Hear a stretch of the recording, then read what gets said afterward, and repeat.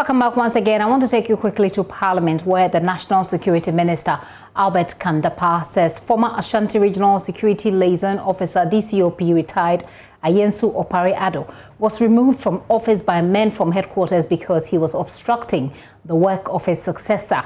Responding to questions in Parliament, Mr. Kandapa explained that DCOP Opare Addo's 2-year contract was cancelled midway by the National Security Coordinator, but he refused to leave office. Listen.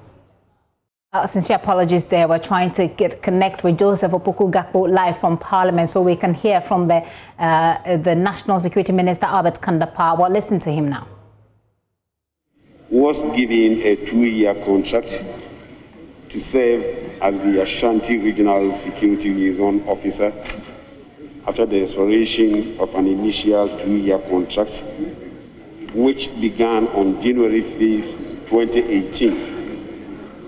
His new appointment, Mr. Speaker, took effect from January 1, 2020 and was to expire on December 31st, 2022. However, his appointment was terminated on February 19, 2021 by the National Security Coordinator.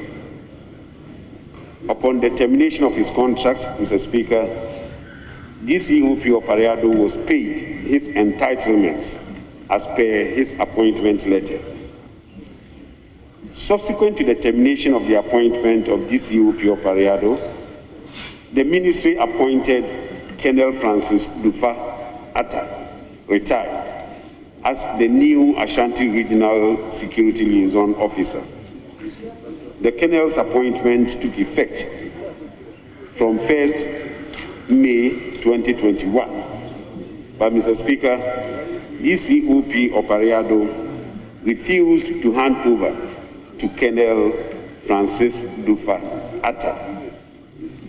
DCOP Opare Addo then declined numerous invitations from the National Security Coordinator to explain his refusal to vacate the office. We'll bring you more of that subsequently, but Joseph is joining me live from Parliament. Joseph, so this explanation given by the National Security Minister, did this satisfy the expectation of the person who filed the question? Roxanne Dafiamekpo, who is the MP for South Dai, was the one who asked this particular question. He had a lot of follow-up questions to this response that the minister gave, trying to probe whether it's actually appropriate practice to move into an office space and kind of use force to get out anyone. To which the minister responded and insisted that even if he has the opportunity to do what was done in terms of getting DCOP Opare Addo out of the office again, he was virtually going to go the same way. So the minority MPs really weren't very much excited with the responses that he gave. So, Joseph, we need to wrap this up quickly, but I'm assuming that he's not the only one who has been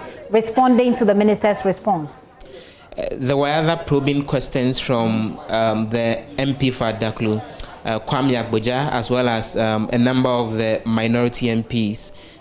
Also the Ketu South MP, Ablaji Fagomashi, and essentially they were trying to point out to the minister that they found a problem with the use of armed men in terms of them moving all the way to the Ashanti region to try resolve the issues, rather than him using his office as the Minister for National Security to deal with the issue.